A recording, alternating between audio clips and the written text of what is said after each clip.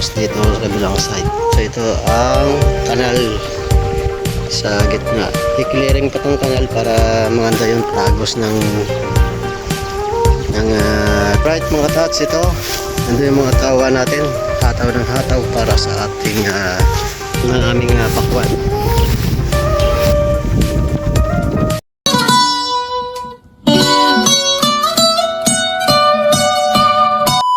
Right, so good morning mga katat. So happy Sunday, and then ito po, umpisa na po kami ng preparation para sa aming tanim na pakwan.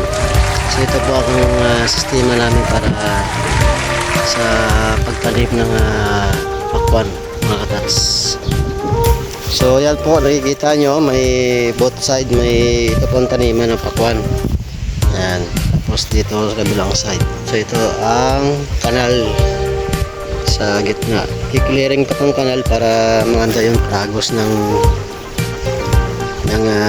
tubig para pag nagdilig sa sandok na lang tapos dilig. So ito naman po ang plot nya. Alright, so pinalapad namin para maganda yung gapang ng ating pakwan pag nagbunga. So right mga tots, ito nandun yung mga tawa natin, hataw ng hataw para sa ating pagtanim ng pakwan. So mga tots, yan malapit na po matapos tong preparation namin sa aming plot ng aming pakwan. Yan. So mga tots, ito po ang area natin. So from there hanggang doon, yun, tsaka dito. So ang total area po natin na taniman mga katats ay 3 hectares. Ayan. Sana all. Alright.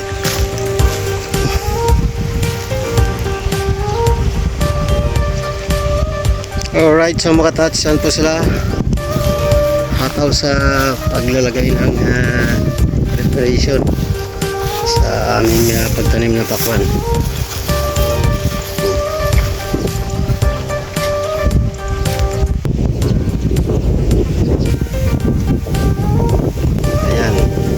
So gagamit kami ng lated, tawag yan.